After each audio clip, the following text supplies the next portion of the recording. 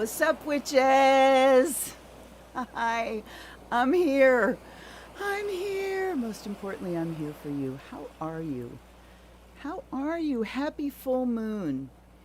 Happy Pisces full moon. Ooh, readings on a Pisces moon. Always the best. Always the best. I'm so glad that you're here. Welcome to my channel. I sincerely missed you last week. I really did. I'm not 100%, but I'm back. And I'm really, really glad to be here tonight. So, I mean, seriously, how are you? Are you are you drinking a lot of water? Are you drinking enough water? Are you meditating?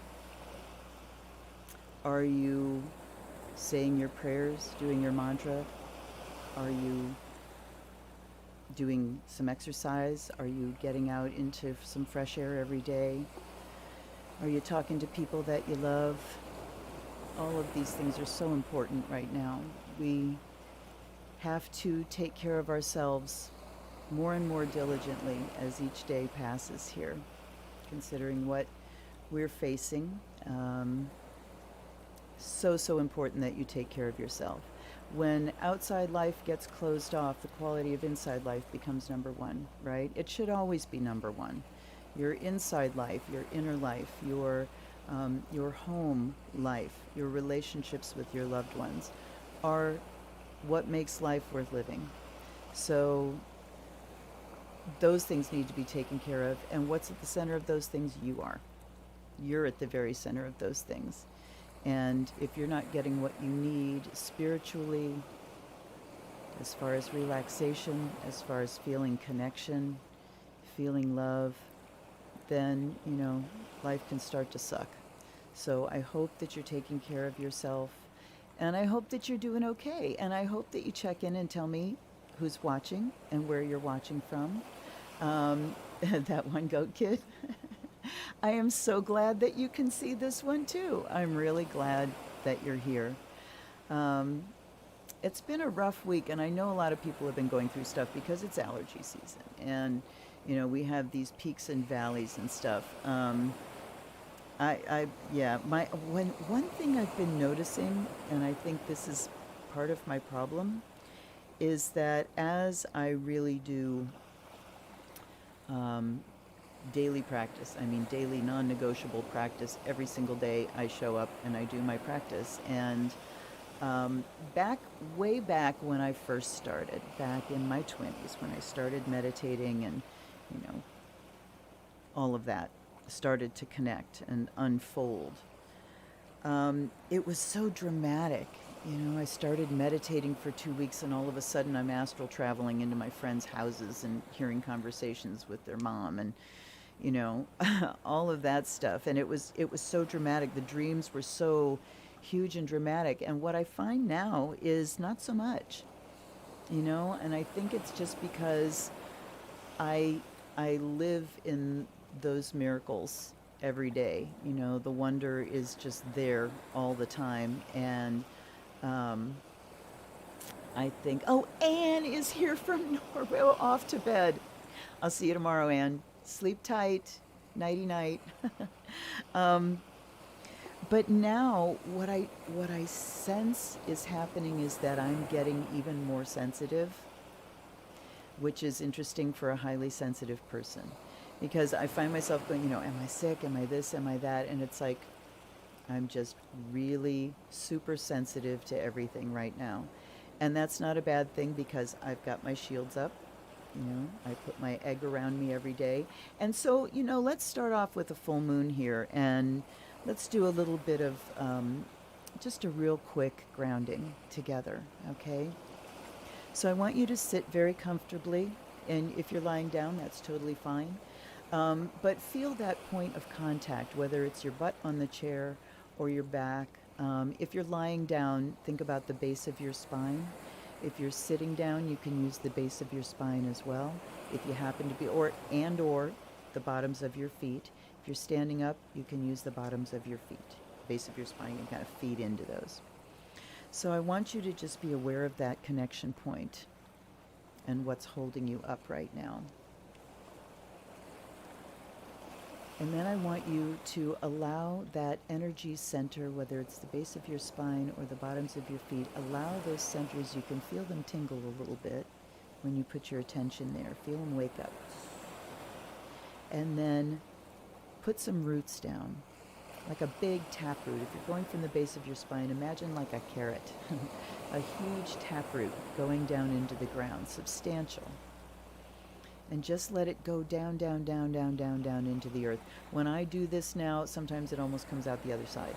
So down, down, down, down into the earth. You're plugging into earth energy. And then you're going to start letting it rise up that root and into your body. And feel it when it connects with your physical body.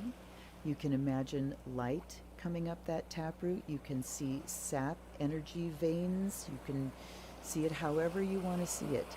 But see and feel that energy rising up, and feel it when it connects with your body. And then just let it start to fill you up. Imagine it's like a tub. It just fills up with this energy. But then let it move and let it swirl through your legs, swirling around into your belly, into your chest, up in your neck and shoulders and head. Just see this energy flowing into your body, moving back and forth like waves, swirling around. And see it as beautiful light, clear, crystal clear. Whatever color comes to you is the right one, or no color, or all colors. And now I want you to take a deep breath and imagine that energy getting brighter and more vibrant. And then when you release your breath, let the energy stay nice and bright. And then when you take your next deep breath, pull it up, turn up the volume, make the energy brighter, more sparkling, more alive. And when you release your breath, hold the energy. And then a next deep breath, pull that energy up, see it get almost blindingly bright. When you release your breath, send it out the crown of your head. And then you can imagine, you can also send it out from your solar plexus if you're lying down. What you want, though, is for it to come through your body and come down all around you. Let it arc down around you and enclose you in this beautiful egg of light, and let it come down and enclose your taproot as well, and go back down into the earth. So now you have a circuit. It comes up, it goes through your body and up and out, and then back and down into the earth. Okay? This is basic grounding. This is what keeps you anchored to the earth. This gives you a shield around you. It gives you a filter and a shell. And I like the phrase, observe, not absorb. So when you're inside this shell, you can sense, you can perceive with all of your senses, but you don't absorb others' energies.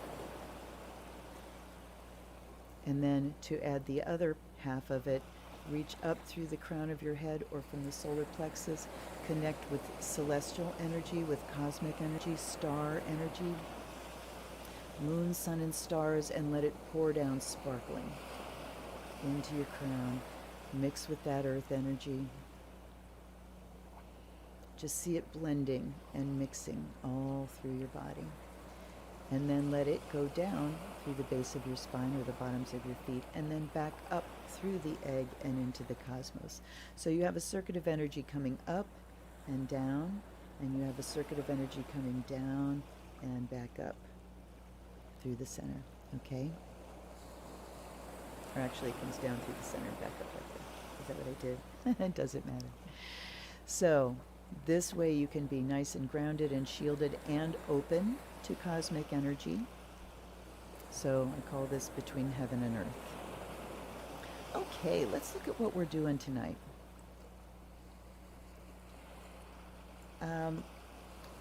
The tarot deck I've chosen for tonight is Dreams of Gaia, and the oracle is Ancient Feminine Wisdom, which I just reviewed.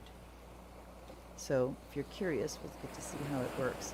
And yes, one hand is painted and one. This is normal for me.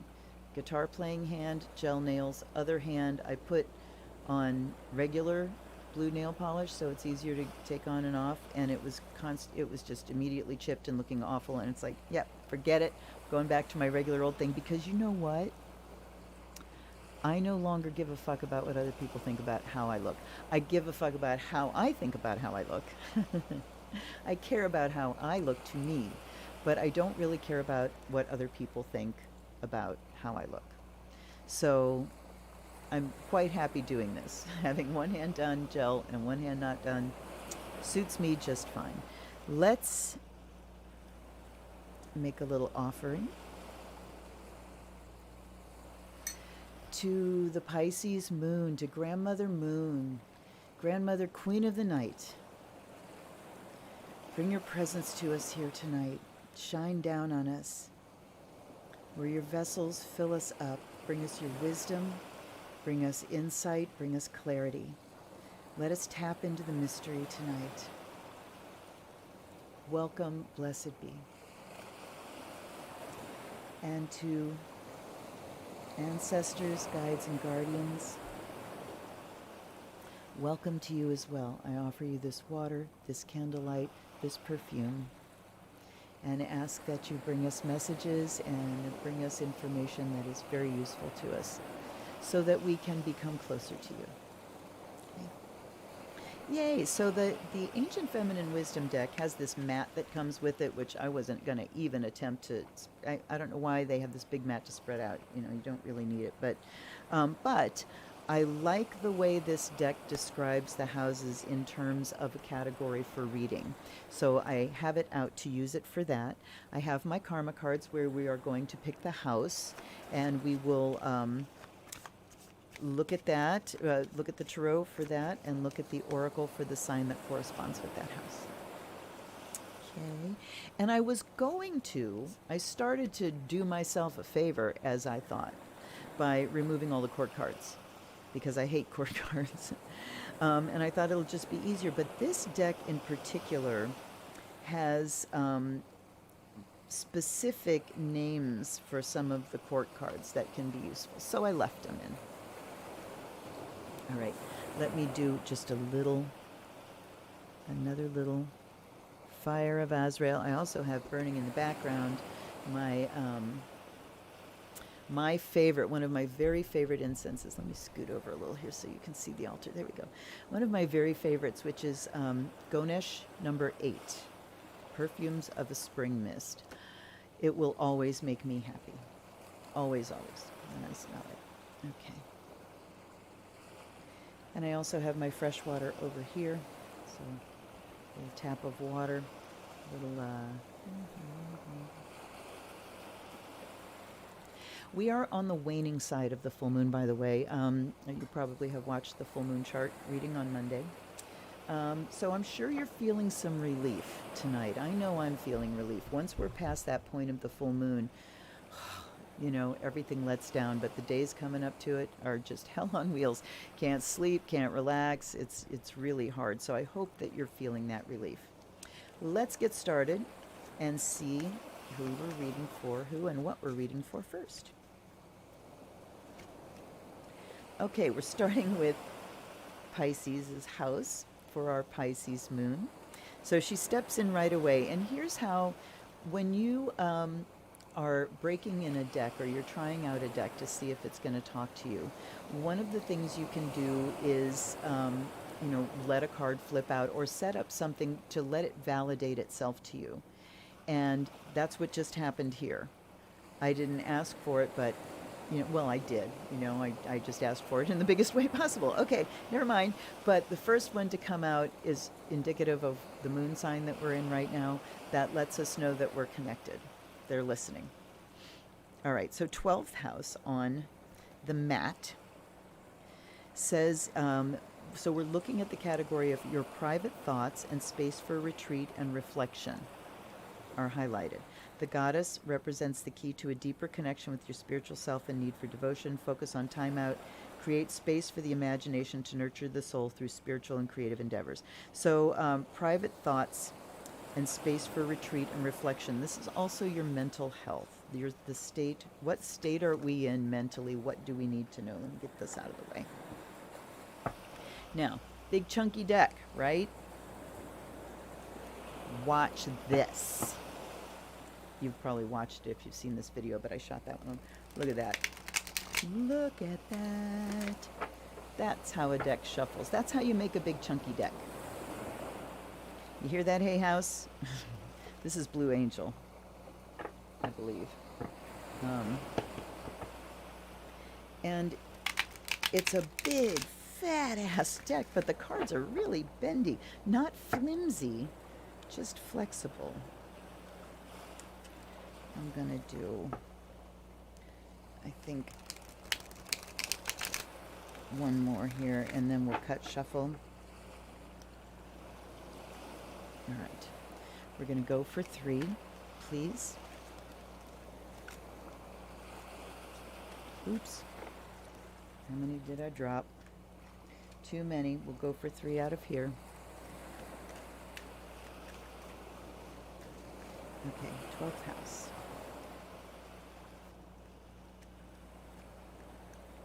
And look what comes out. 2 frickin' court cards. Okay. So I'm going to concentrate on this one, and this is the 6 of water. And just going intuitively, look at this. For Pisces house, this is an invitation from Spirit. This is your guide reaching out to you, your spirits reaching out to you.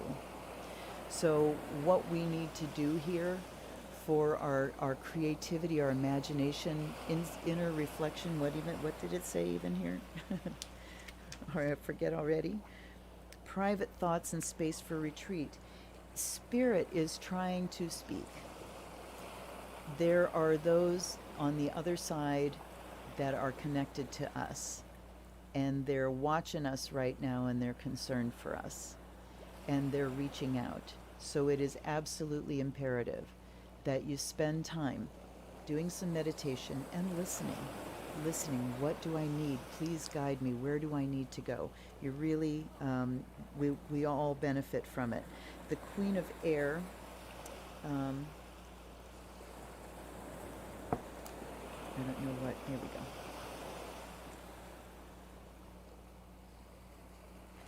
The Queen of Air is the weaver, observant, wise, truthful, analytical, strategist, just, and detachment. Time to be realistic. So, here's the thing. You can be totally skeptical and still be connected to Spirit and listening to Spirit and witnessing miracles. You don't have to be a complete gullible to be connected to Spirit. I am very skeptical. I've got Mercury in Virgo, and I doubt everything. I question everything. I want to know why and how. Ultimately, if it works, I don't need to know how. If it's working for me and I can validate my own experience, which is your job, to validate your own experience, right? But I can do that and still be very open to Spirit and to being guided, and I can listen to my inner voice. So it's a balance. The scribe is talking about writing things down. So maybe trying some automatic writing, doing some journaling. It's time, we got to get the chatter out of our heads. I can tell you one thing. I've been spending very little time on Facebook lately, and I think a lot of my friends are that way. Everybody's just like, we're scared shitless, and everybody's backing up, and it's just, we're inundated all the time, and it's getting to be too much, way too much. So it's time to get some of that clutter out of the brain. And how you do that is write it down. There's a book called The Artist's Way, put out 20, 30 years ago, I don't know. And it is, it's a spiritual practice for artists. And one of the things in that book is morning pages. I was just telling somebody about these 2 days ago. And you get up in the morning and you write 2 or 3 pages, write it out, not typed.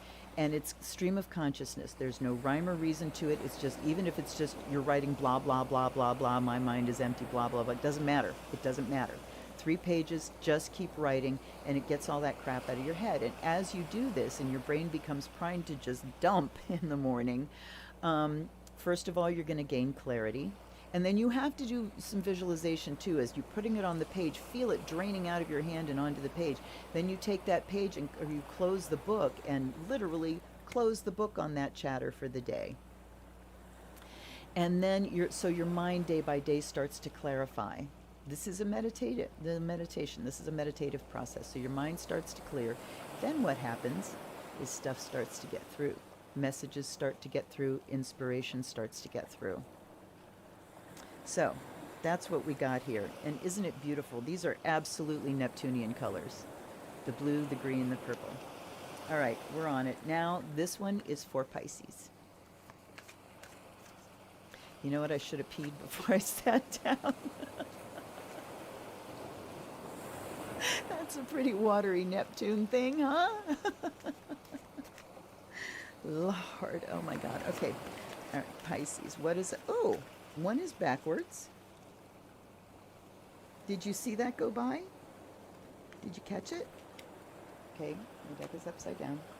Nature, or Artemis, nature. So Artemis is who comes out for, and this is a deck where I've got to go through the little categories. But yes, I know where to find her. Artemis, the goddess of the wild, personifies the beauty of nature, whether that is the purity of the land, the stillness of the forests, or the tranquility of mountain lakes. Artemis is both the huntress and the wild animal. Her closest bond besides her brother is with the animal kingdom. Though Artemis is a fierce lion among women, she also oversees childbirth and offers protection to women in transition. I remember reading this when I did the thing. So you know what? I'm going to take another one because I know why it was backwards, because that's how it ended up when I finished that last reading. So I'm doing a new one. For Pisces. Sorry, everybody. If that was ringing your bell, Pisces. Sorry. All right. One off the top. Eris. Strife. Okay. Now I gotta look her up. Eris is the goddess of chaos, and if you want to read some funny things, look up like pagan hymns to Eris or pagan prayers to Eris, because they could be pretty damn funny. Here she comes. Provocatively holding a golden ball, Eris offers you a challenge which is about to become clear. The Greek poets knew Eris as Strife, but they also described her as the spirit of competition and mother to pain, quarrels, and disputes. When Eris was the only goddess not invited to the wedding of Peleus and Thetis, she retaliated by creating mayhem, chaos. At the wedding banquet, she rolled a golden ball inscribed "to the fairest." The ensuing conflict between Hera, Aphrodite, and Athena triggered the Trojan War, the greatest battle in Greek mythology. The myth of Eris suggests that when we ignore or repress strife, it returns to create chaos. There's the message. The card signals a situation that needs to be confronted directly and honestly, even though it may be unpleasant or disruptive. Eris recognizes that action is necessary to prevent disconcerting consequences. Feminine wisdom is conflict is an aspect of the human drama. When we confront discord openly, the issue can be resolved and released. So Pisces here, whatever you're trying to escape from, what the heck is that? Whatever you are not giving voice to, whatever you are not dealing with, you need to deal with it, even if it's just the fear of what's going on right now. If you don't have a particular, personal issue that you need to deal with, or business issue that is personal to you, then what are you not dealing with as far as even just your fear, or how you're feeling about things now. What are you thinking about the future? It's time to look at this head on, and like it says over here, ask spirit in, write some things down. It'll help you out a lot. Okay. Well, we're off and swinging. Those were very clear for me. And where we're going next is the 8th house of Scorpio. So I guess we're ticking through the water signs right now. I'm going to do a riffle shuffle again because I got court cards next to each other, and that means they're not completely shuffled. So. You know how weird I am about this stuff, you guys. Okay, the 5 that are watching, tell me who you are. Tell me where you're from. Let's connect. You know what a thing I have about connection. Okay. All right. Now I'm going to cut, shuffle. It is a little unwieldy, but this deck is so beautiful that I don't care. As long as I don't have to shuffle it with a front end loader, I'm good. Okay.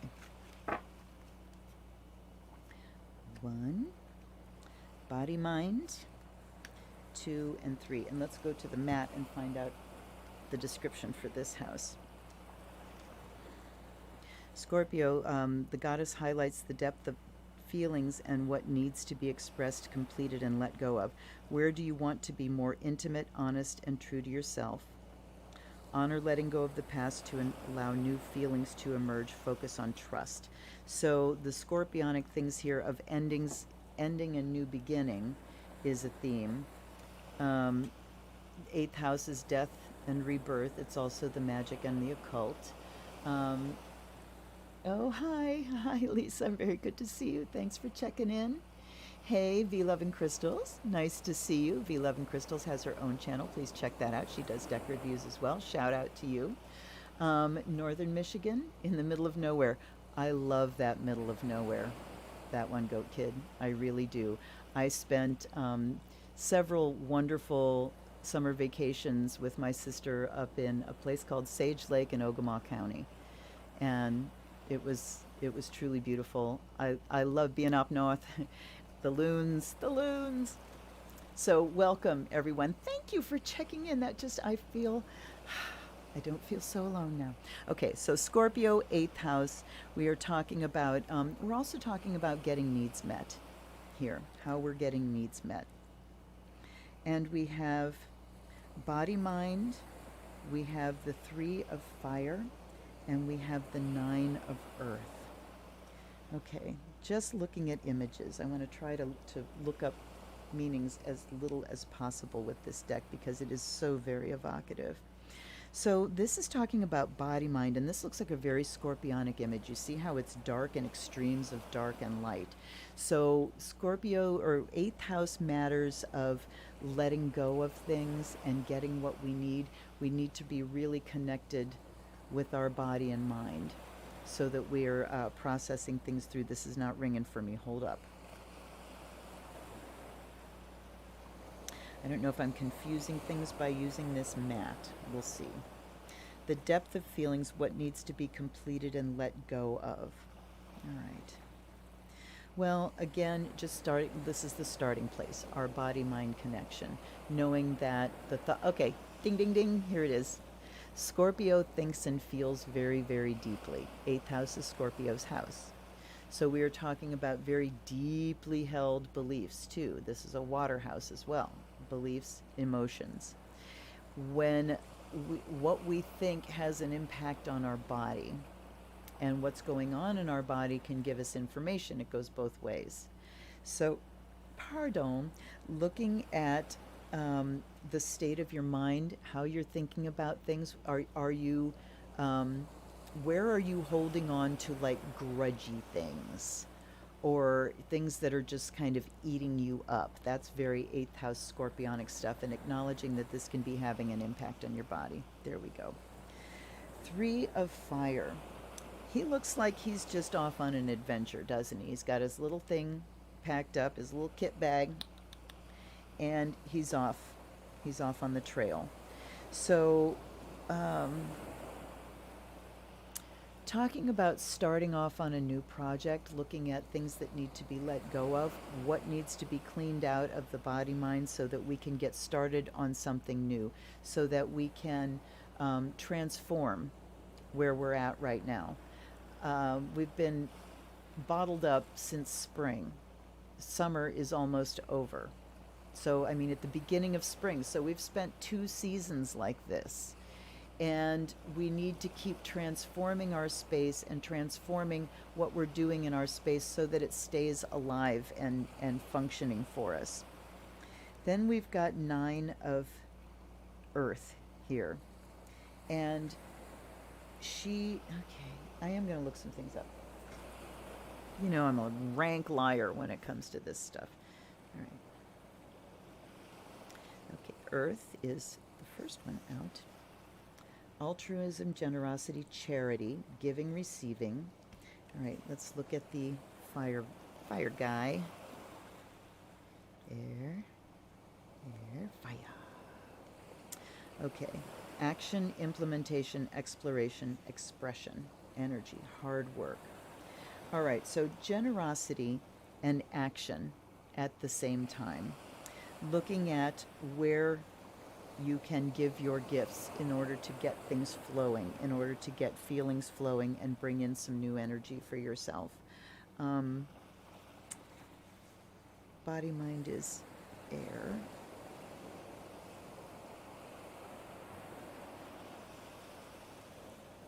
Oop, went right past it. I have an itchy nose tonight, you guys.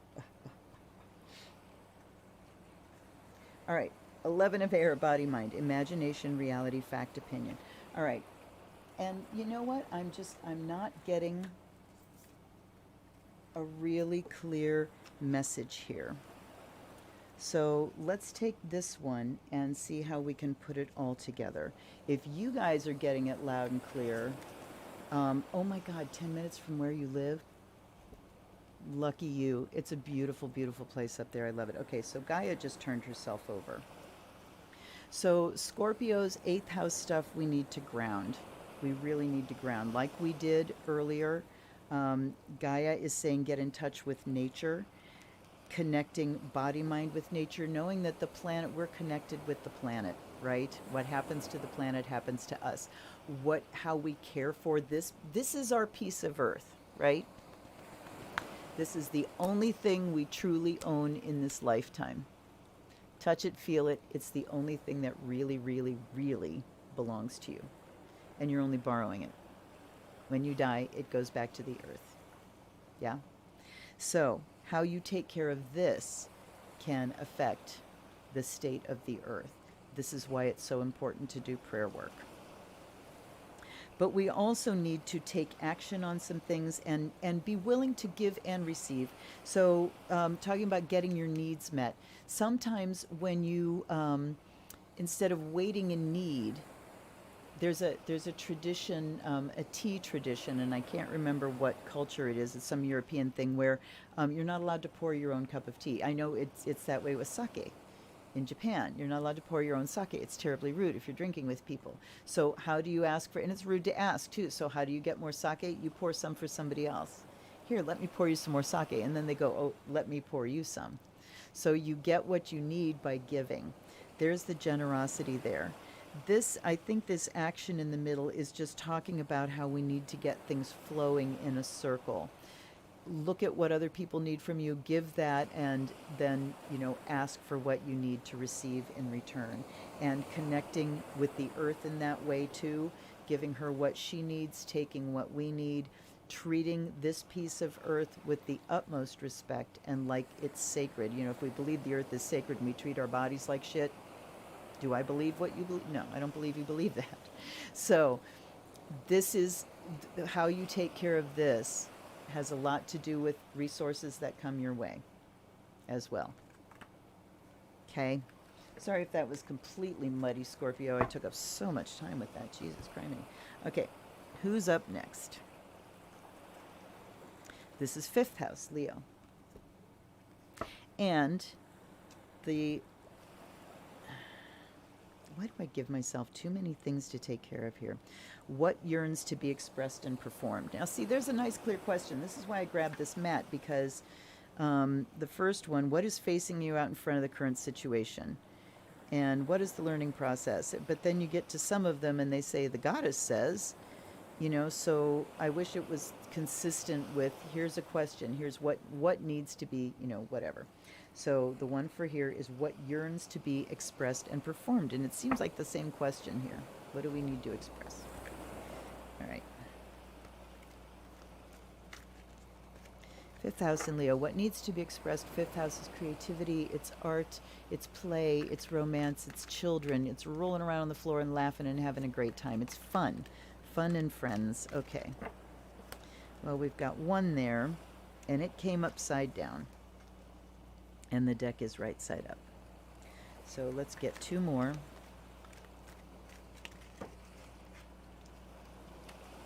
And we have body, mind again, and we have that one again. Okay.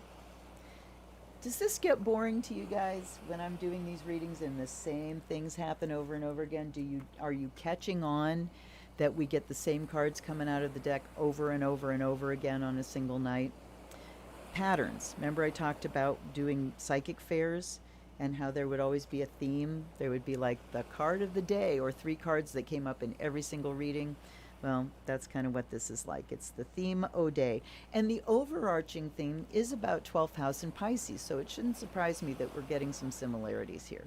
Pisces is about the state of your mental health and about your innermost thoughts and what you keep secret to yourself, the state of your innermost being.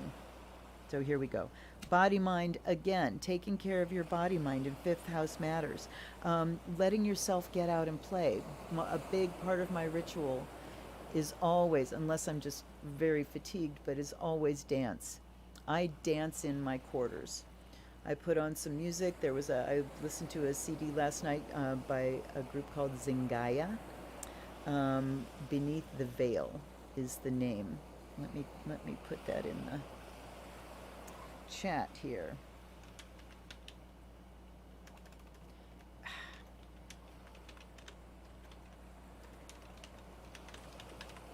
Oh, crying out loud. Beneath the Veil. Okay. That's what I was listening to last night. It's very kind of belly dancey, but very witchy as well. And, spoken words whispered over top. It's very nice. And that's what I danced my circle up with last night. But just that is such a stress release. And it's such a connection of body and mind. Letting your muscles flow and your body move is so very important and an important part of play. So put on some rock and music. How often have you heard me say this? And dance your ass off. Okay. 2 of fire reversed.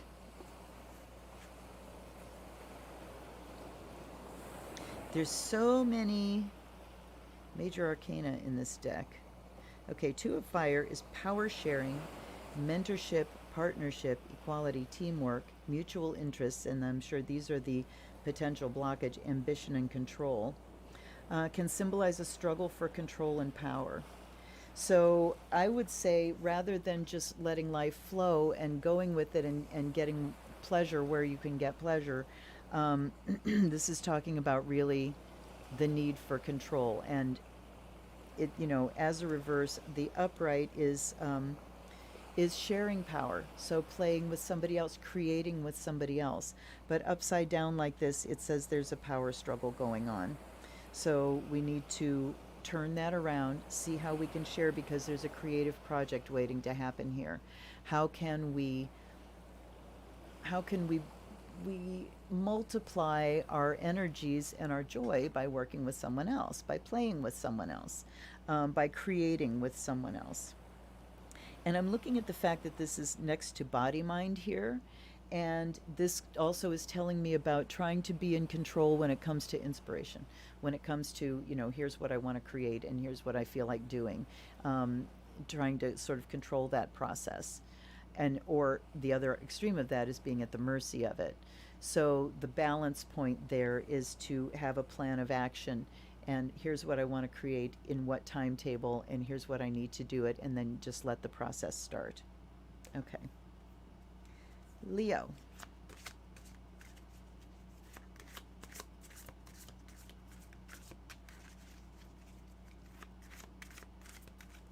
I have to be very honest about something. It's scary when I come on here and I've grabbed a deck that I haven't really used, especially not looking things up. But this is stretching me as well. Okay, the Maenads. The Maenads, they talk about ecstasy. I know what they're about. I need to find them. There they are. And my finger was right on the page. Okay. Revelry. So what was I talking about?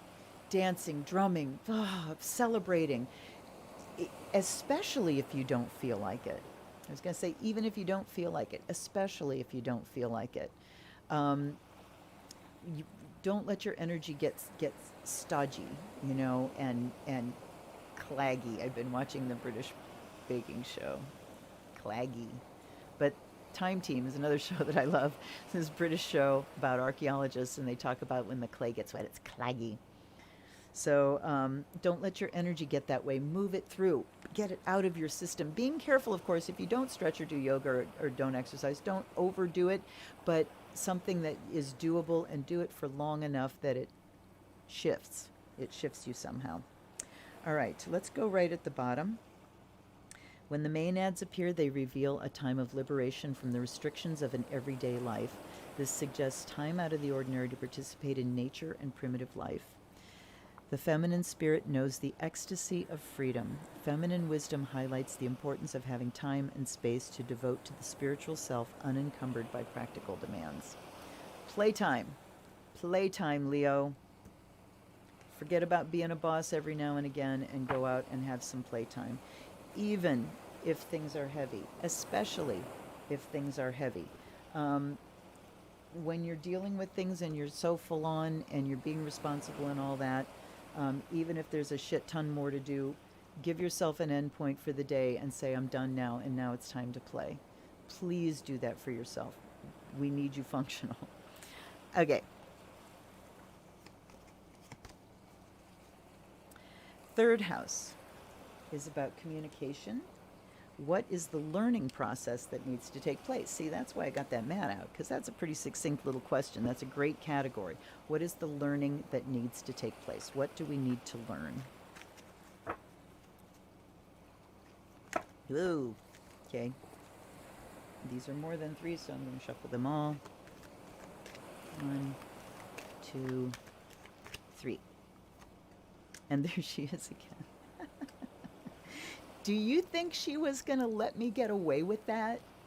When she turned over, do you think she was going to let me not pick her again first? That ain't the way this game works. Okay. So, 6 of water, again, spirit reaching out. What is the learning we need? 8 of fire. Look at the fire and the water here. And then death and rebirth. So what is the learning that we need? We need to, same message again, let go, let the feelings go through. What do you need to grieve about? What do you need to learn about the letting go process, about your personal grief process? How do you process your emotions when you are really upset and it's, when you've reached that transformation point where something's really about to change and you go through the kind of the grieving process of letting go? What does that look like on you? I know with me, I am a marshmallow. I get I'm very sensitive to things, and I get very, very weepy when I'm talking about things. You've seen it happen.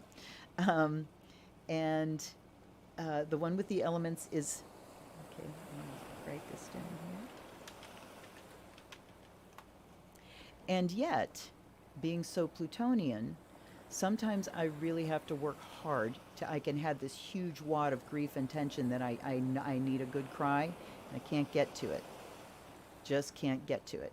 So I will pull out some music or a movie or something that I know is going to make me cry. Beauty and the Beast, every single fucking time the Disney cartoon Beauty and the Beast will make me cry. Get something out like that and get it flowing.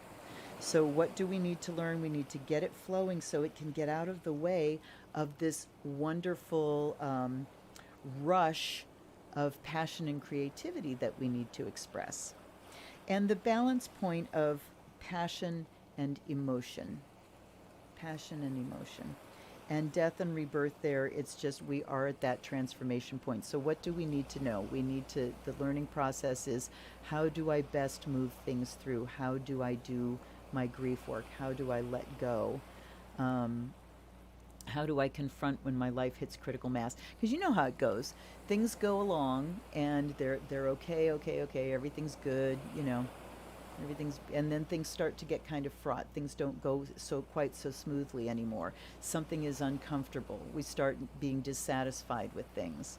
And then, when it's really time for things to change, you hit this critical mass of something's got to change. Anyway, this is the way I do it. It might not be the way you do it. And then it's like, time to do something about it, and everything, and then I go through a big change. So how do you go through your big changes? And where is your balance point between the water receiving and the fire outgoing? The receptive, the creative. Where's that balance point? How is that wheel turning? So yeah, there we go. And then we have Gemini.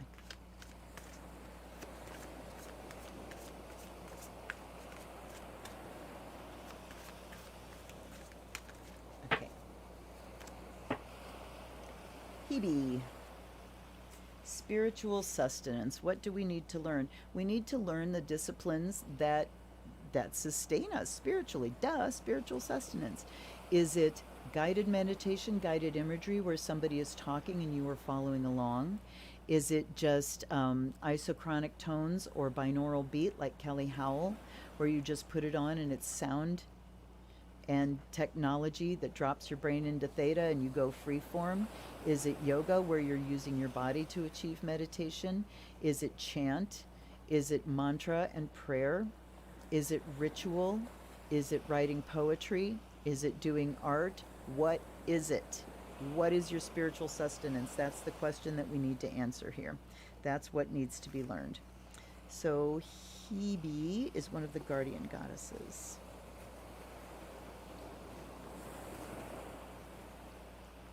She says, an emotional drought is ending and the heart is opening up to the possibility of relationship. New projects widens life's horizons and a period of spiritual renewal lies ahead. Hebe is the aspect of the goddess that allows the heroic self to feel immortal. Through divine sustenance, Hebe empowers our spirit and restores our ideals. So, you just got to feed yourself, you guys. I know so many parents are really under it because of the situation with the schools. And you're trying to do it all and trying to work and bring money in and trying to make sure your kids get an education and keep them safe at the same time. We're all under this, but there are certain people that are really under it. And it is even more important that you claim even 15 minutes a day. My yoga practice takes 12 minutes. My prayer practice every morning takes a minimum of 10 minutes up to 20 minutes. And it's powerful and it's intense and it gets me there. So you can do it. You can find something that suits the time that you have so that you can do your self-care and sustain yourself, receive your spiritual sustenance. Please, please, please, because I care about you. You can tell it's allergy time. My voice box is, my vocal cords are swollen. I can feel it. Okay. Gemini. And Gemini, not just talking about it. Gemini likes to talk about everything. You've got to do it. You've got to do things too. Up next is 10th house and Capricorn.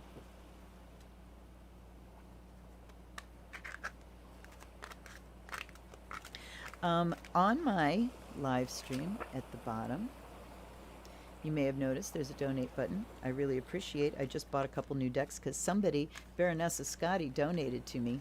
And so I bought a deck because that's what I do when I get money. And even beyond that, if you think I'm going to spend money on cigarettes and alcohol, you don't want to give me cash because I'm a reprobate. My Amazon wish list is down there. You can buy me a deck, and if you do, and you make sure your YouTube name is attached to it, I will give you a personal reading with that deck when I review it. Yes, I will. For free. Well, for the price of the deck. Okay. 10th house. This is matters of ambition and achievement. What's going on with achievement? Let me look at the mat. See what the mat says. The mat says, the mat. Oh, stop. You tell how old my kids are. What are your ideals and what would you like to contribute to the world? Okay, the scribe. And then we have 4 of air and 3 of air. Okay, everything is air here. What would we like to contribute to the world? Well, the scribe says our words. And to be perfectly truthful, you want to know why I do this channel? Really? I do this channel so that when I'm dead, my kids will still have me. When they finally get those questions after I'm gone and they're like, I wish mom was here to ask, they'll have 200 and some fucking deck reviews to look at.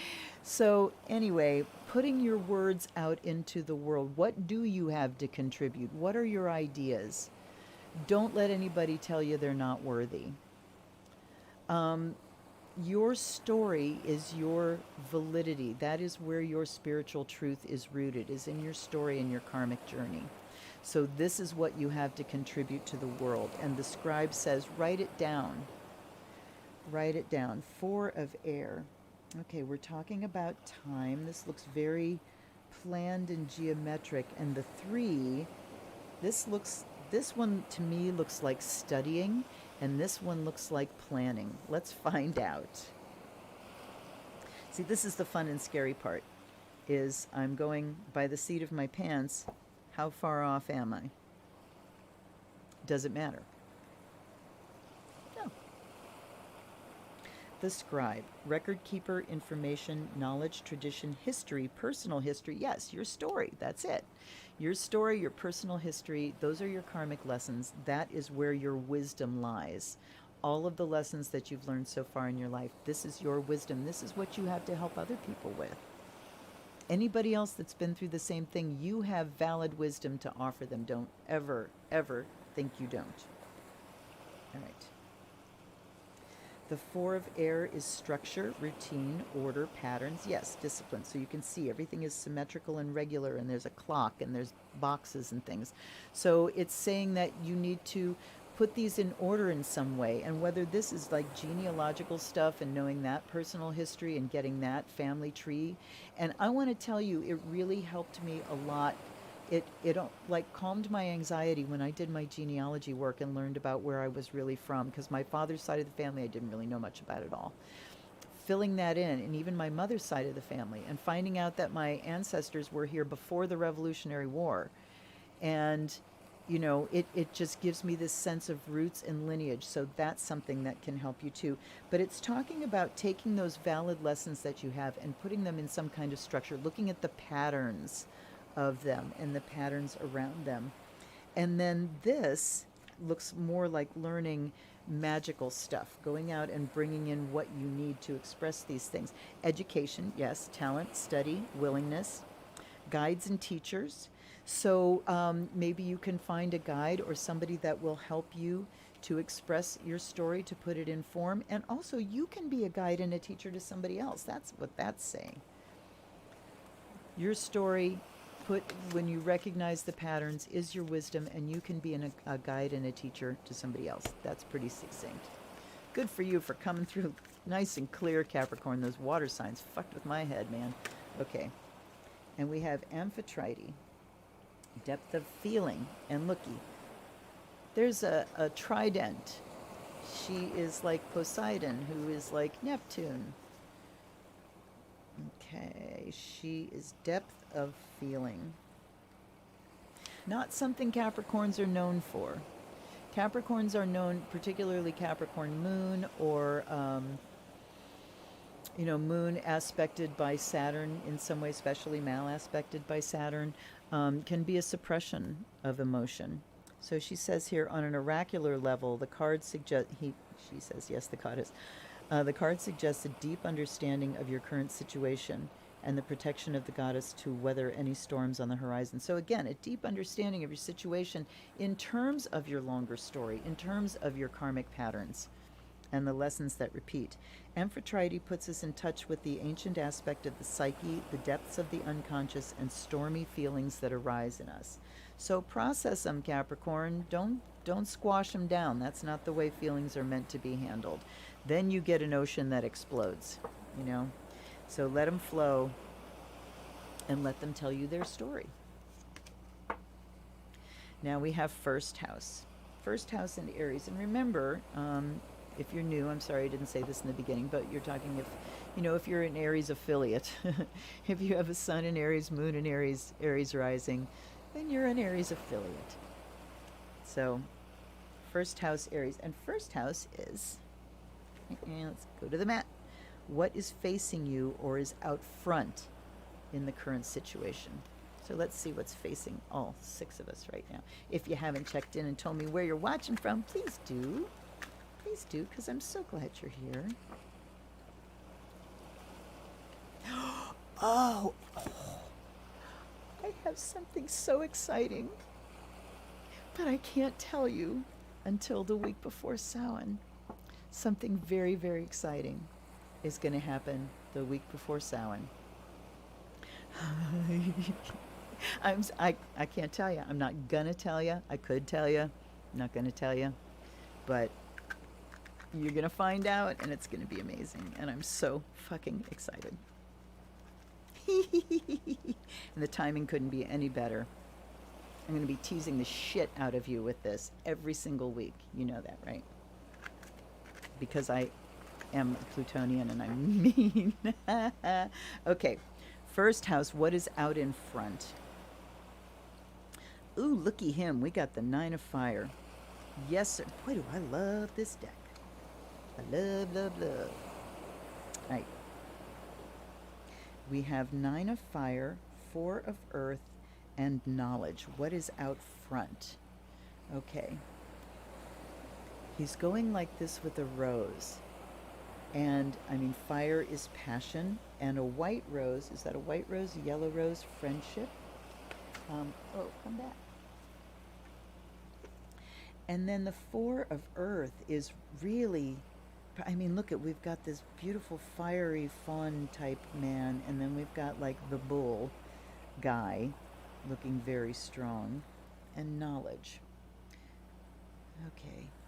He has got to be like serious grounding and structure, I'm thinking, but let's go to fire first. 9 of fire is attainment, fruition, inspiration, creation, ease, simplicity, detachment, and restriction. So what is out front here is attainment, fruition, something coming to fruition, and your inspiration becoming manifest. So you see it floating between his hands here. Now you get to witness, here's how I work with a deck and start connecting the meanings that are in the book with my own intuition. So I see him holding this rose between his hands. I know he is fire. I know that 9 is an active number. It's an odd number, so it's active. So we're talking about creativity and passion and what you create. And knowing that to manifest, it's got to come through your body in some way. And I see this rose. He's manifested something. So it's attainment, something his creativity has manifested. All right, that's out in front. Manifestation. 4 of earth is commitment, stability. Okay, so commitment to manifesting and bringing something to fruition. And boy, is this ringing my bell, because I got a goal come the new moon. So we need to be committed to bringing this about. And stable, a steady progress, perseverance. So steady progress, going at it step by step. And this is exactly what I've been doing, a little at a time. And then we have knowledge. The number 9 card. Skills, understanding, training, education, and practical experience. Okay. We exist to learn as we learn to exist. There's great key phrases here. Knowledge is power. All right. So, skills. Bringing your creativity into manifestation, going about it steadily, making steady progress, being committed to making the day-to-day efforts, and having the skills and knowledge you need to bring it about. So this is also a call to make sure that it may be time to go out and gain some skills, gain some knowledge. If you're working with a new anything, you know, or you're trying to manifest something, what is it that I don't quite know enough about in order to bring it about? Now let's look at Aries.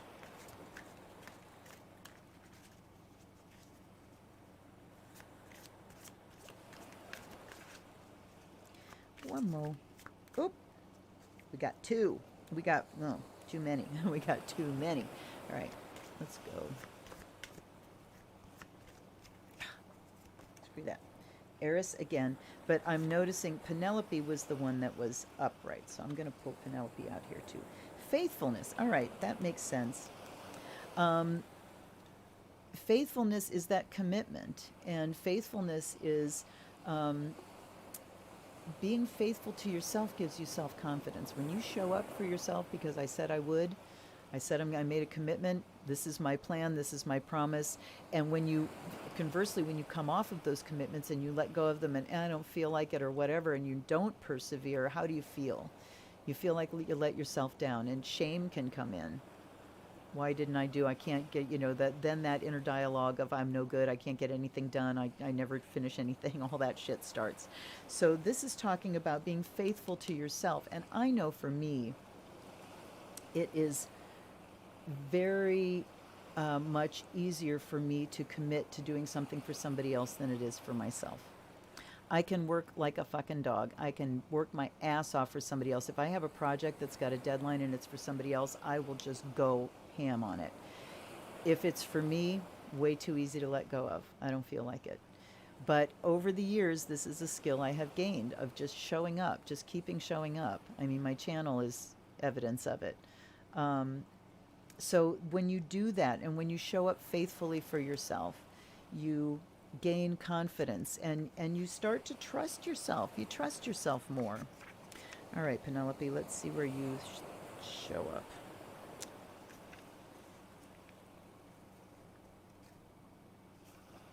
On the next page.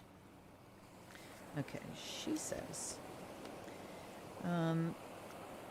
this indicates that your faithfulness and devotion will be rewarded through reclaiming your sense of belonging, stability again, routine. Faithfulness to loved ones allows everyday tasks to have meaning and purpose. But I'm saying faithfulness to yourself, because we're looking at first house and bringing a creative project, bringing our ideas into manifestation. Okay?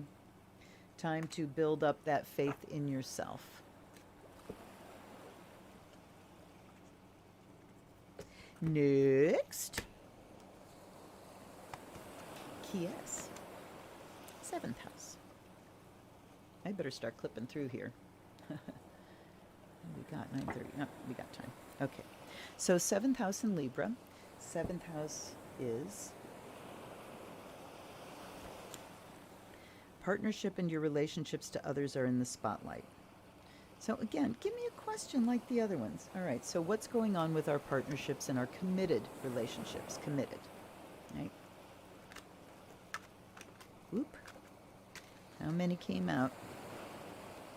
2 came out. Give me one more. Just going to take the one off the top. All right. So 7th house, we have 4 of water.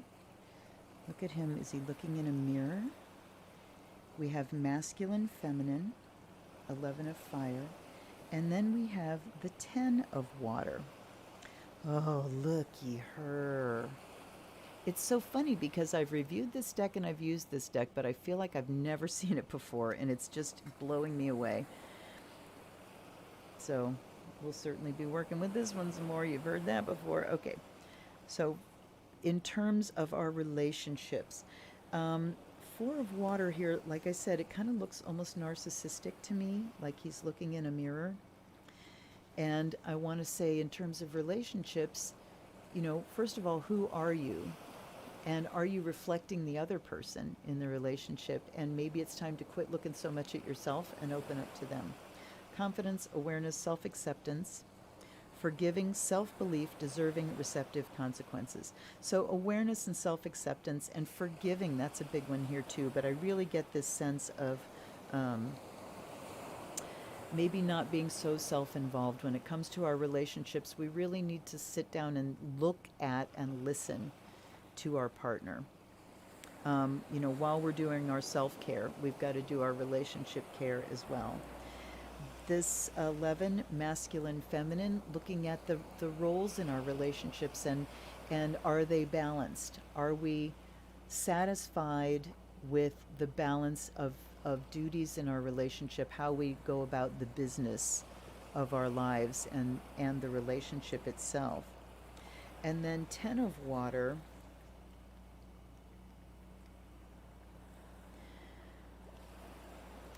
is universal love, divine connection. Yes, so priestess. I mean, she's really lifting it up. So we're talking about taking that relationship and lifting it up into the spiritual realm, out of the mundane. So we make sure that things are balanced as far as the energies and who's doing what, but then we need to lift it up into a place of union and compassion as well. And Libra. Now I feel like I'm kind of sinking into this deck. You know what I mean? It's starting to speak more easily to me now. That could just be that I'm getting over my freak out. Okay. Oh, that one goat kid. Well, you know, the video will be up as soon as the readings are done, so you can certainly watch. All right. Let's see what we've got here. Eurynomy is what came up. Creation. And just for shits and grins, because they didn't fall face up, let me just see who comes up if I shuffle them.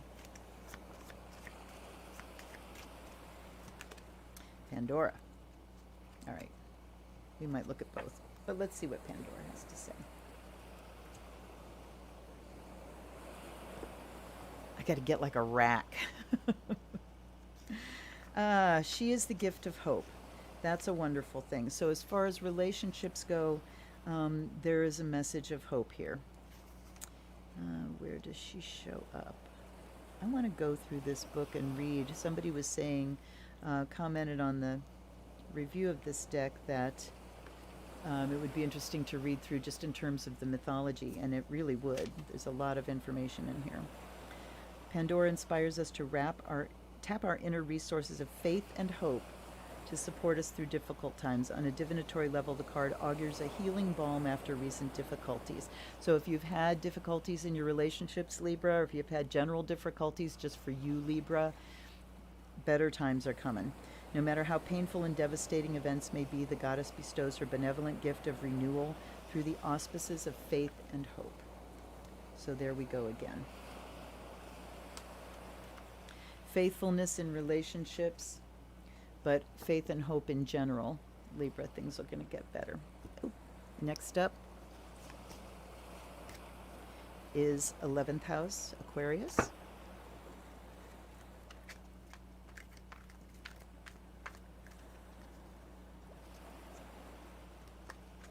These are really getting chunky now. And I'm also starting to get kind of sweaty, which is telling me that I'm not entirely over my whatever funk I've been in. Okay, and looky, 3 cards. Thank you for making that easy for me. Okay. Choice, 7 of air, and Queen of water. All right, 11th house is your social circle and social commitments are in focus. So what do we need to know about this? Choice, social commitments. Oh, are your choices really, really, really important right now as far as your social contacts and social commitments? And this is also a reminder that it is your choice. In the current situation, I think if anybody is trying to guilt anybody else about personally being in personal space with somebody else, you need to know that you've got a choice about this. All right. 7 of air. We've had a lot of air come out tonight, haven't we? Oof. 7 of air, spirituality, religion, politics, personal dogma, choice, personal dogma. So what do we need to know about it? That our social contacts are necessarily changing and going to have to change. And if you've got, you know, some kind of personal dogma about I have to visit people, I have to do this, I have to do that, it's time to exercise some choice around that. Queen of water. Oops.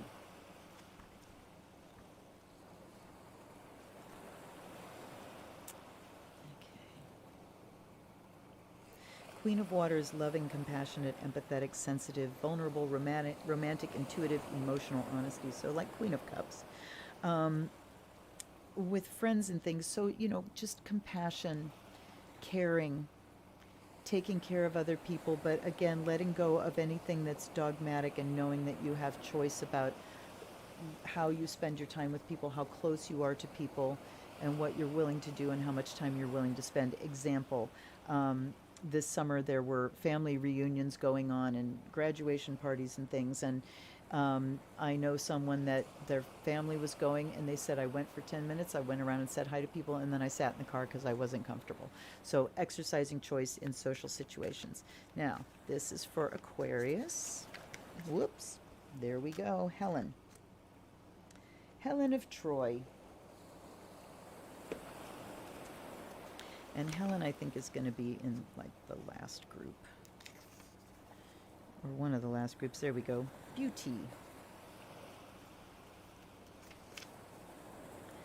Helen says,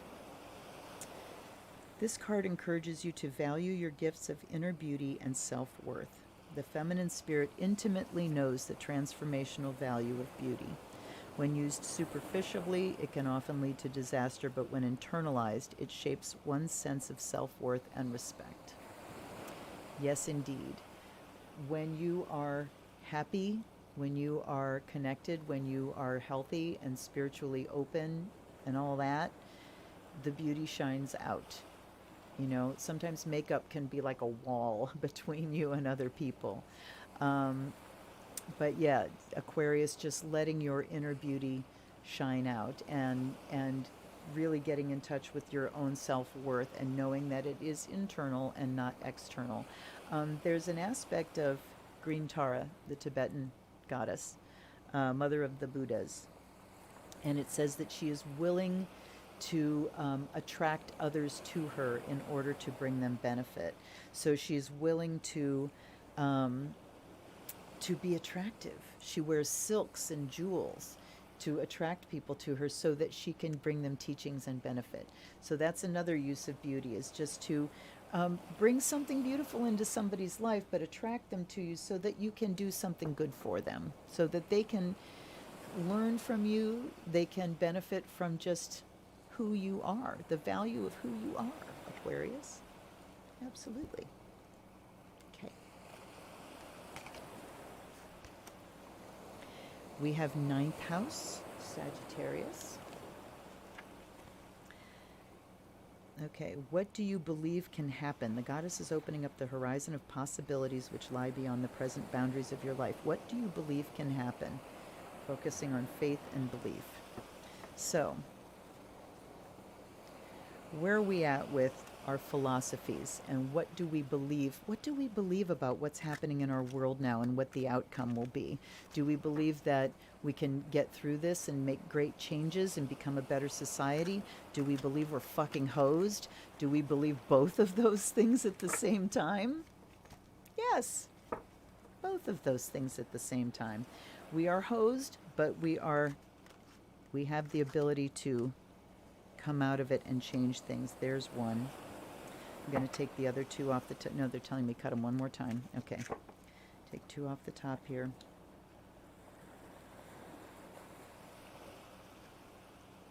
Emotion, intellect, the counselor, and love. And we've got water again.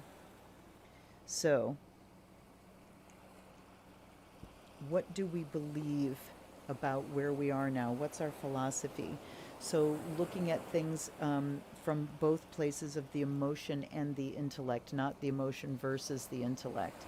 We got to look at both, and we've got to deal with how are we reacting and feeling about things now, and what do we think can happen. And we especially need to address those thoughts, because if we're creating disasters in our head, it's not helping anybody at all. The only way that's helpful is if it allows you to think and plan about, what do I need just in case? What do I need to keep me and my family safe? What do we need, to keep our existence going? It's always good to have that in mind, but then not to keep catastrophizing. So you respond to the feelings and you make yourself feel secure, but then intellectually look at what thoughts are going on so you're not grinding yourself down into the ground. The counselor says maybe it's time for one. If you are finding that you can't shift those thoughts away from disaster head, maybe it's time to talk to somebody. Many counselors are doing virtual appointments now, either by phone or on Zoom, and it's there for you. There are so many people, life coaches, all kinds of people that you can connect with that can help you if you reach out and make an appointment with them. So finding help with your emotions and your intellect and your thoughts so that you can respond to what's happening rather than just react. And then at the end, it's love. What do I love about this world and my place in it? And just keep reminding yourself, why do I love being here? What do I love about this world? How can I pour my love into this world? How can I pour it out to people on a mass level? Ninth house is also mass media. How can I get the message out there of, just lift up. What do I believe about things now? I believe that love helps. I don't believe love is all you need, but I believe you need love. Okay. Sagittarius. Pandora again, the gift of hope. So Sag, just keep that open mind of yours wide open. Keep thinking, Sagittarius is the optimist of the entire zodiac. Sagittarius, hang your hat on that. Help lift other people up. Find out what, and here it says gift of hope. So that's it. How can you give hope to the world? How can you give hope to the people around you? And it can be just as easy as connecting with the woman in the grocery store that I hadn't really seen since the beginning of the pandemic. She's an older woman, and I just hadn't seen her, and she was there, and I said, I am so happy to see you. I haven't seen you, and I'm so happy to see you. I haven't seen you in so long. How are you? Just looking somebody in the eye and saying, how are you? Are you okay? Can give the gift of hope to them, letting them know somebody sees them and somebody's there to help if need be. So, there we go, Sag. Oh, good, we're almost done. All right. Fourth house is next. This is Cancer. And this is the level of emotional security, safety, and domestic satisfaction. All right. Safety, security, home front, physical home front, emotional home front. Safety, sense of safety, sense of security. What do we need in order to be secure? That wants to come out. One more shuffle, and then two more off the top. Oop, oop, oop. Okay, they're flying there. They're like levitating off the deck. All right, here's the first one that came out. Faith. Redundant much cards? Jesus. All right, faith and integrity.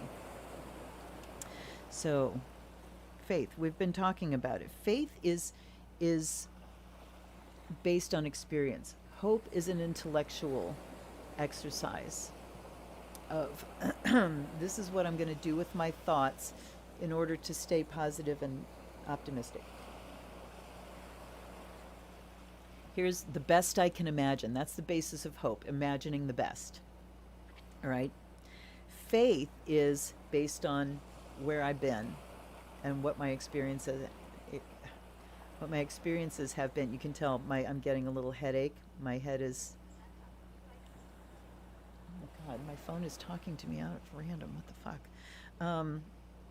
Spirits are talking. But anyway, my head is getting a little funky, so I'm going to whip through these last ones. And I'm tripping over my words. Okay, I'm going to relax. Okay, so faith is based on, here's what I know, here's what I've experienced. And that is the truest faith, because if faith is based on what somebody else has told you and you've not experienced it, it can be shaken very easily. Or it's dogmatic faith and you don't know if it's based on something real or not. So real healthy faith is based in here's where I've been and here's what I know. It's again that validity of your story and your experiences. So, fourth house, what makes you feel secure? Faith. Here's what I know about life. Okay? Then we have the one of earth. And that is just groundedness, abundance, roots. Let me get to it here. New beginnings, goals, motivation, desire, preparations, opportunity, education, security, security itself, potential consequences, potential reward, new beginnings. So the beginning of like a new thing in the physical, in the earth plane. So we're talking about what makes you feel secure in fourth house, which is your home front. So new beginnings here can be the start of a new spiritual practice, a new altar space, something new in your home, a rearrange, something like that, where it's a new beginning in your home that allows you to feel secure in your faith and your practice. And then we've got integrity at the end, and integrity is just being all of one piece. I am not in conflict with myself. That's integrity. Being who you are in every single situation, not applying ethics situationally, but having your ethics and here's what I believe is right and wrong. So integrity here, it says honesty, honor, character, integrity, values, morality, sincerity, consistency, principles. That's the word I was looking for. Fairness. So honor and character. What else gives you faith? Being true to yourself, knowing that I am never coming off of the things that I believe, and I'm going to behave in accord with the things that I say I believe down the line. That's integrity. And it gives a great sense of security, because if you're not that way, then you feel fragmented and kind of divorced from yourself. All right, Cancer. Cancer, stop sliding.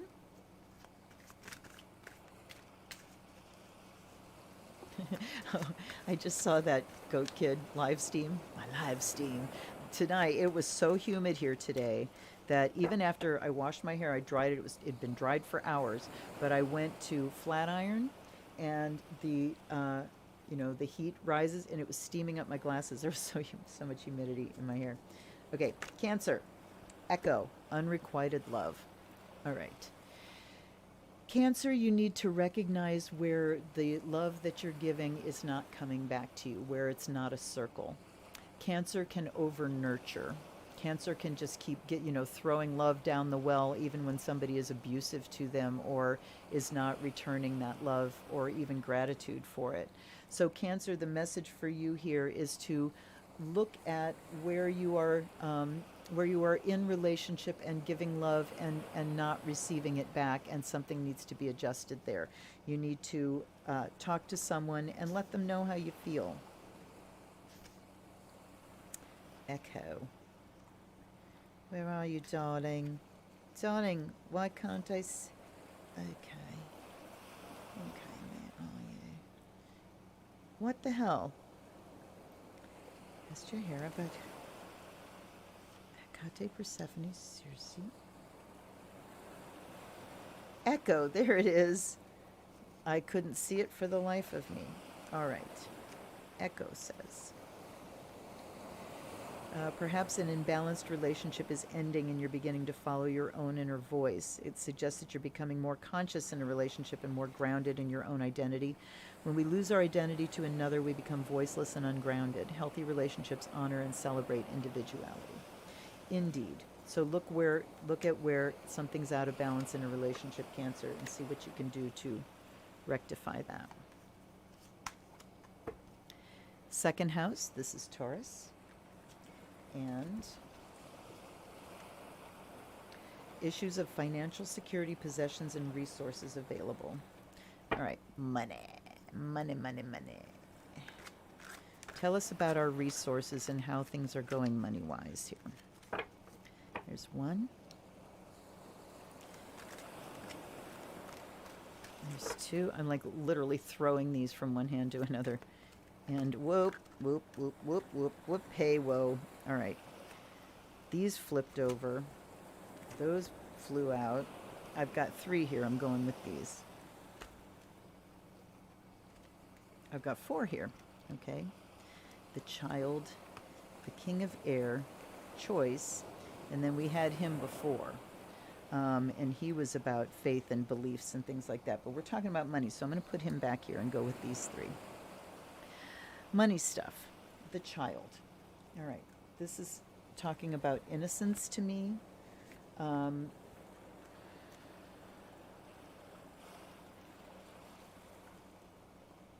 New beginnings, innocence, magic, divine love, trust, hope, forgiveness, awareness, potential, anticipation, dependency. Okay, new beginnings, innocence, magic, divine love. As far as our resources go, the message I'm getting here is about opening up and trusting about resources. I mean, you have to be responsible and take care of them and do whatever you can to bring in what you and your family need, right? Obviously, we need to do that. But looking at where you can be a little more trusting that if I make these efforts, things are going to come in. Because I think sometimes fear stops us with money, and we're so adult that, and we're thinking with such an adult head that brings the fear in of we're not going to have enough, and what about retirement and all this kind of stuff. Whereas if you look at it like a child and you're a little bit more innocent and trusting, and you just go, this is where things are at right now.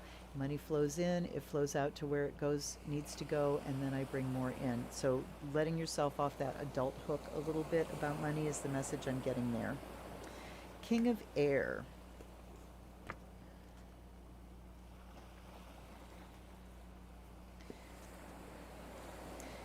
This book is a little kind of easy because it's got these black pages in between the suits, so you can sort of find them a little bit easier. This is disciplined, ethical, commanding, expert, forceful. Okay, so it's talking about being disciplined with resources, being innocent about them, and lightening up about, that's what I'm getting from this, is just lighten up about the worry that's going on. And maybe, we can't think too far ahead right now about retirement and stuff like that. If you need to cash out a 401k to survive, do it, and don't be hard on yourself about it. But you've got to be responsible as well and disciplined with it. You've got to be disciplined, have a plan.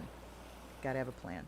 Choice is there as well. So talking about exercising choices around using money, making money, how we're using our resources, and how we can get the most out of them.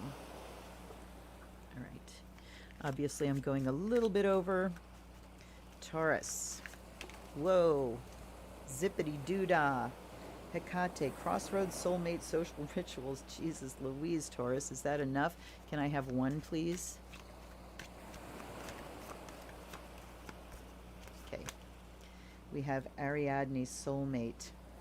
And just to see what the other, crossroads and social rituals. All right. Ariadne is talking about soulmate, Taurus. A soulmate is someone you have had karmic business with in the past. They don't necessarily have to be a romantic relationship. It can be a friend. But this is you're being called to look at, Taurus, is your soulmates, acknowledging them as such, and really getting the most out of those soulmate relationships. Are you guys dealing with your karmic business? What are the things you fight about? If this is a soulmate romantic relationship, what do you tangle about always? That's where you find the karmic stuff. Okay? Look at where you just can't stand what the other person's doing. This is what you need to come together about and talk about, and then you will get ahead. You'll move forward and move past that old karmic business. Ariadne.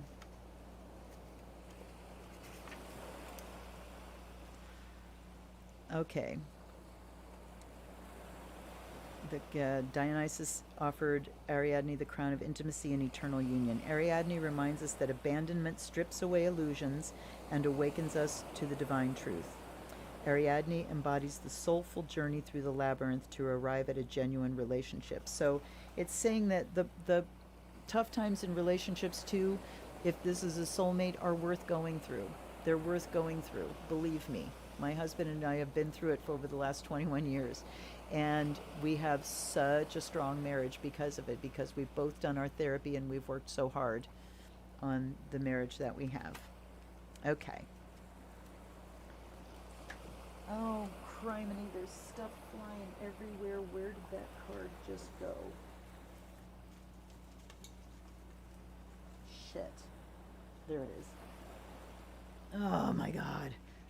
Probably help if I didn't have a trash can there, but that's where it has to go. It didn't go in the trash can, by the way. All right. And last is sixth house and Virgo. Sixth house says, the fortunes and rituals of daily life, work, health, well-being, and emotional constancy. So, routines. What did I say? I said fortunes. It's routines. Your routines, your health regimen, your work environment is what we're talking about here. And out they come a-flying. Crone comes out.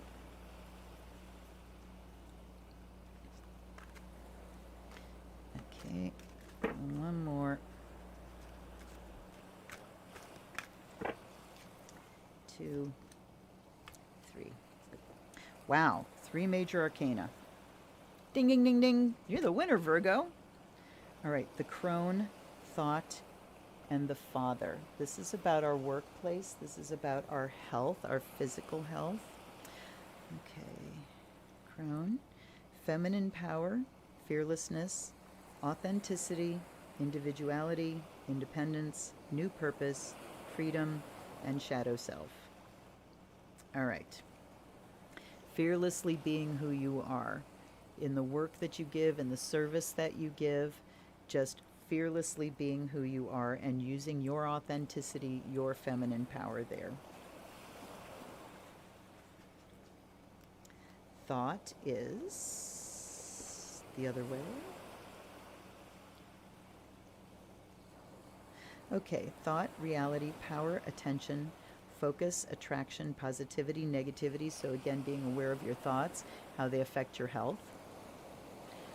What you're thinking about, the service that you give, how you do your work, how can you make it more individual and more of your own process, like the crone was talking about. And then we have the father. Fatherhood, leadership, authority, protection, responsibility, guidance, support, compassion, control. Okay, so your authority, we're bookended with feminine power and masculine power here. This is individuality and really being in that power and looking at how your thoughts affect your health and being the authority that you can change the way things are in your workspace. You can be your own boss in terms of how you're going about your work. Certainly time to make some decisions about that space. All right, I'm going to shuffle these. This is for Virgo. And we have Nemesis, retribution. Ooh boy. All right, Virgo.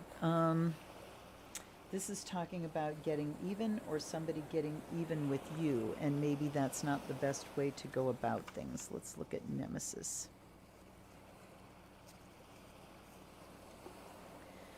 Okay. On an oracular level, Nemesis is the inner knowledge that against all odds, integrity will triumph in the end. Well, that's a little different than retribution. Nemesis understands that life is inherently just, and that the and that the wheel of fortune raises us up and lets us down. The goddess validates our feelings, places them on the wheel of life, and releases us from acting on them. Okay. Wow. Releases us from acting on our feelings. Okay, that's good. I don't know about the inherently just thing. I think the universe is neutral. The sense of justice is in our own heads. You know, justice comes with the shoulds. This should happen, this shouldn't happen. Certainly it's not a fiction, but justice it's a human construct.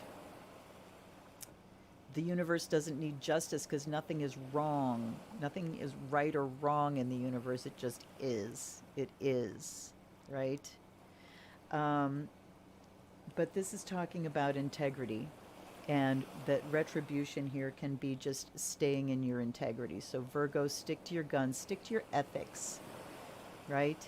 Stick to your routines, your patterns, the things that you do for yourself. Keep your ethics high, and living well is the best revenge. Is what I'm getting from that. Okay. Well, you guys, that's it. I went, wow, 10 minutes over. Holy crap. I got to quit talking so much in the beginning. And those first few readings just seem to be really long, particularly when I'm dealing with decks that I'm, just getting used to. So let me see if I can adjust that in the coming weeks. At any rate, I hope you enjoyed that. I hope you got something from it. I hope you guys are well and happy, and I hope that you're registered to vote and that you have a plan for how to do that safely and so that you assure that your vote is counted. Please, please, please, it's so important.